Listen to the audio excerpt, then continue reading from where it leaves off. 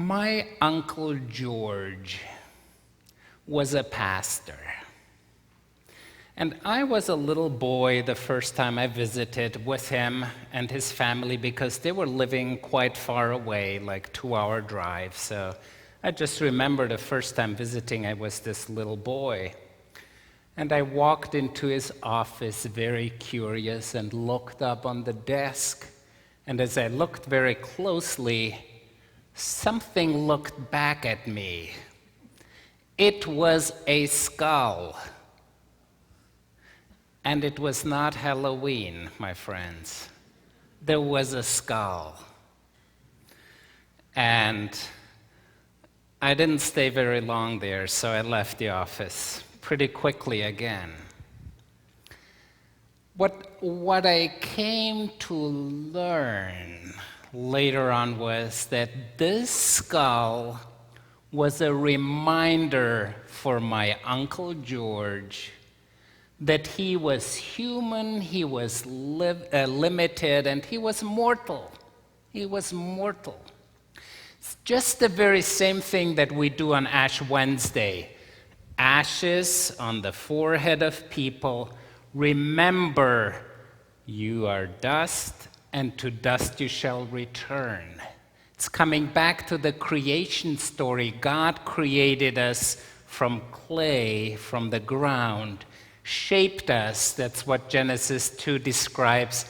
And then God breathes the breath of life into our bodies, and we become a living soul. Knowing that we are mortal, knowing our limitations, in order not to be terrified and scared. Whoa, I'm gonna die tomorrow or whenever.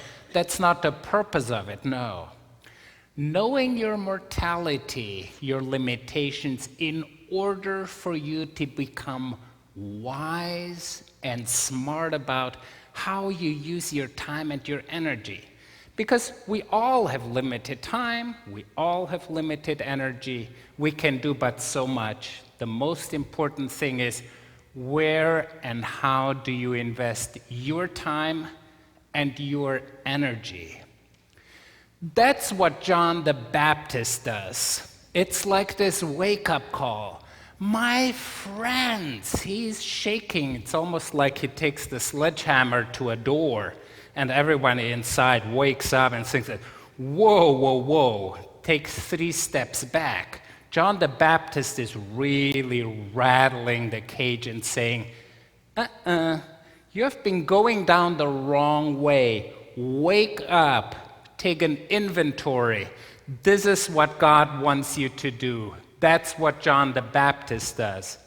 And if people didn't want to hear, well, you could stuff your ears, but someone else would tell you about it. You couldn't escape. John the Baptist was so powerful of a prophet that pretty much everybody got his words. And John the Baptist lived and preached in the legacy, in the footsteps of our Old Testament prophets.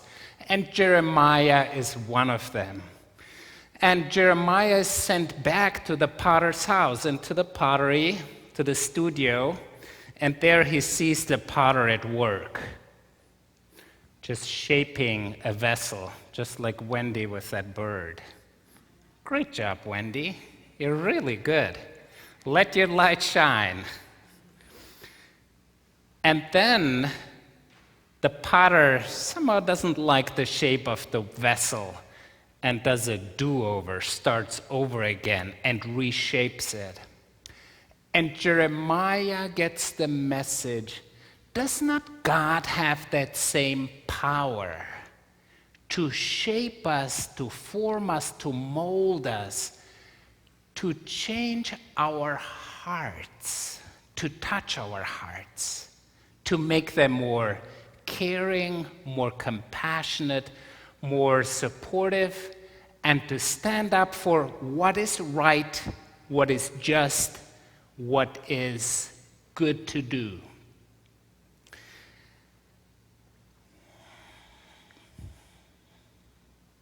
Okay, need a little bit of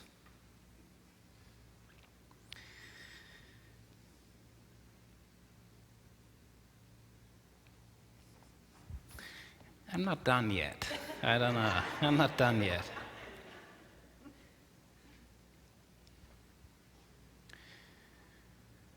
So what are we to do? To what are we called to pay attention to?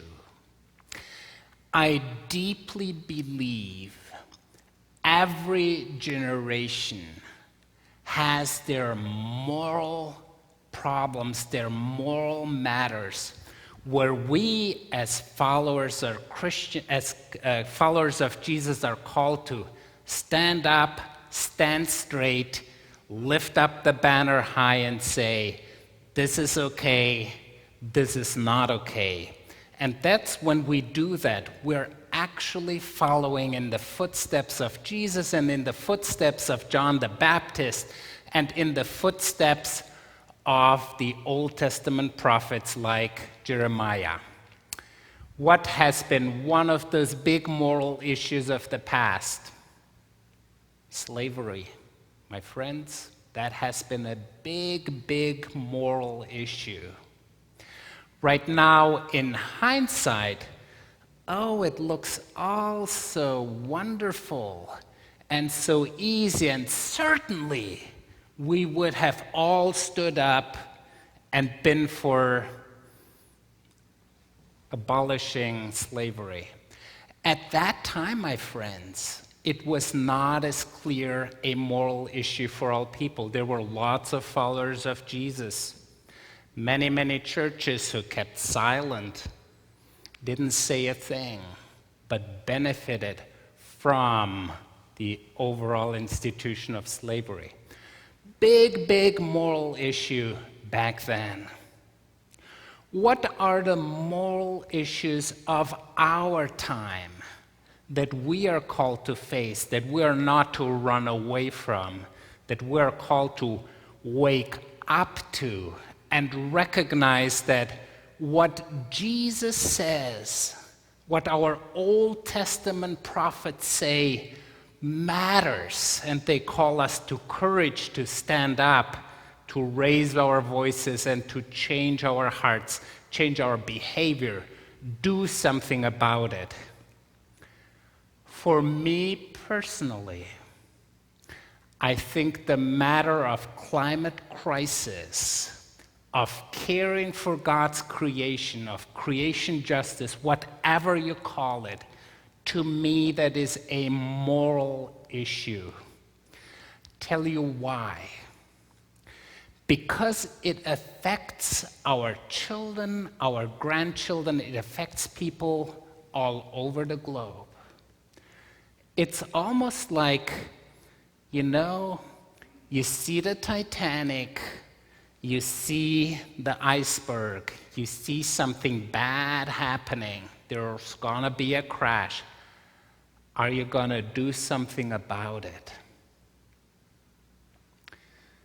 Greta Thunberg, this lovely, wonderful teenager, she raises her voice. She says, my friends, you gotta do something. Our house is on fire. And the children, they're still sleeping in there. Our house is on fire. Are you gonna do something?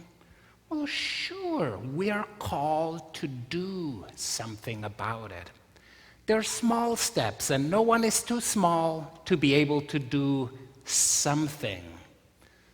Just like the light bulbs, changing them to fluorescent or LED lights.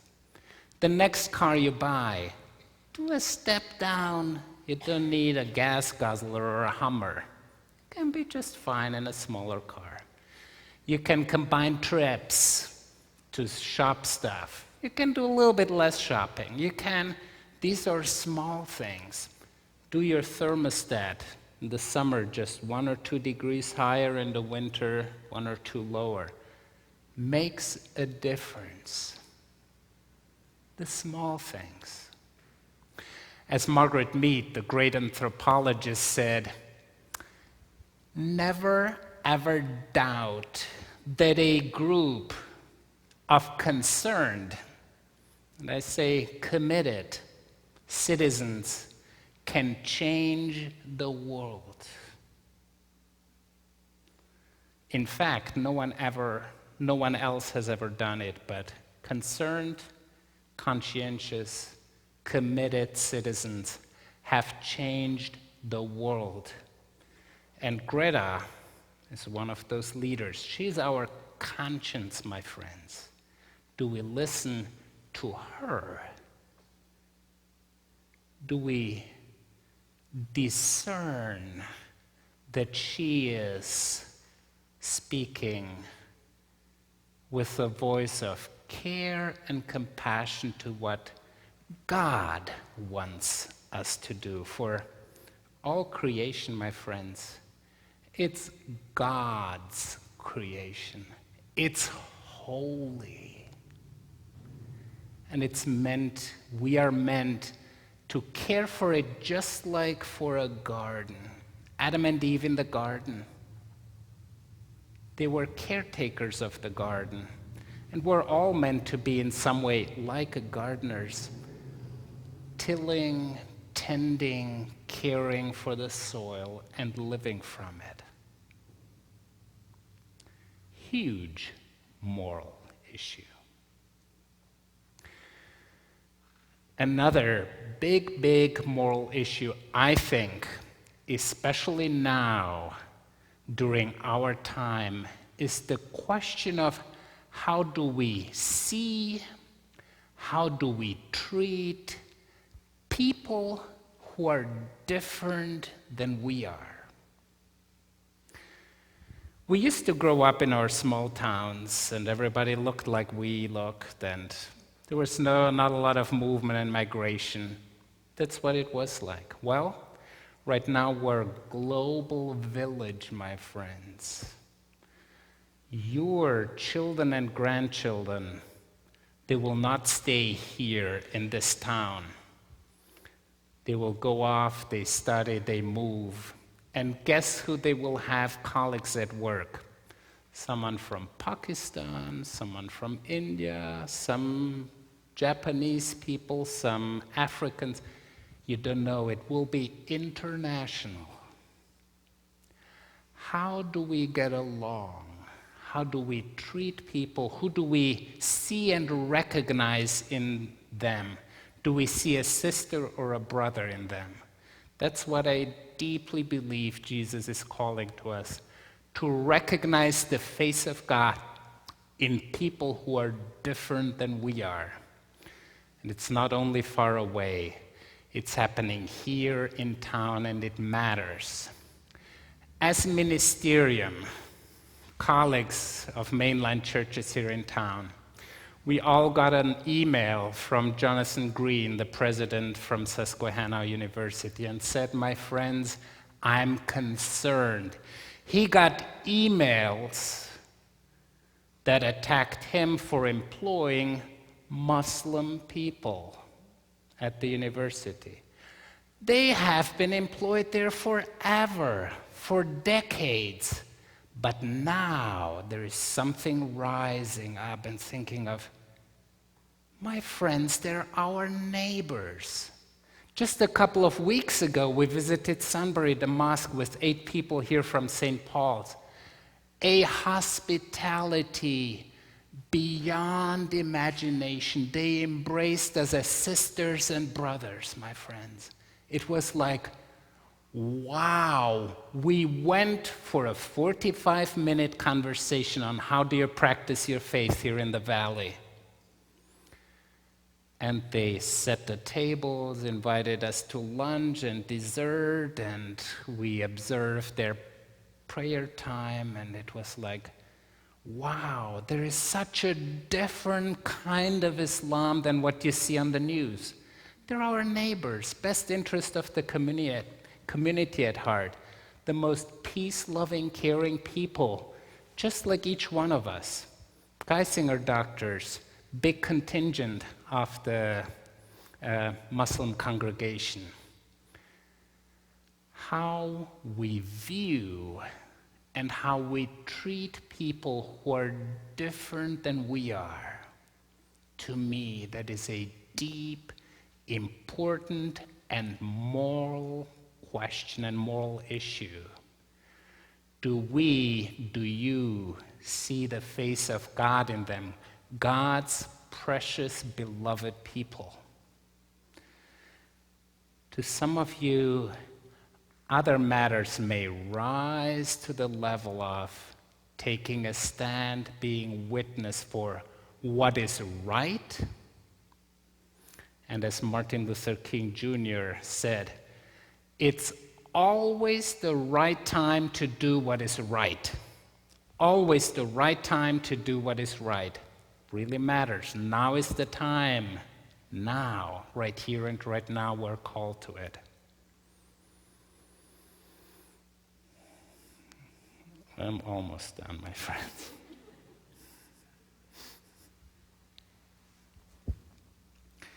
So the question I want to leave you with is,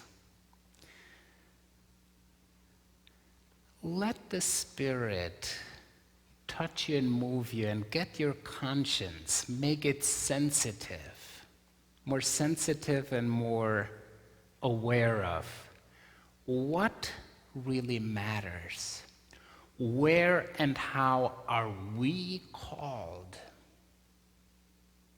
Not just to believe, that is important, but to act and behave like Jesus. Who is it that Jesus doesn't love and embrace? Who is it? Do you know anyone? When it says, for God so loved, it doesn't say, for God so loved the Americans or the Selinsgrove people, but not the Shamokin. It doesn't say, for God so loved. For God so loved the world, my friends, that is so much bigger than sometimes our perspective. So, whom is God calling you to love who is different than you are in some way, shape, or form? And will you take action on that? How will you embody it? John the Baptist, Jeremiah, they're the wake up people, giving the, whoa, wake up, my friends. Pay attention. Now it's up to us whether we listen and whether we do something about. What will you do about it?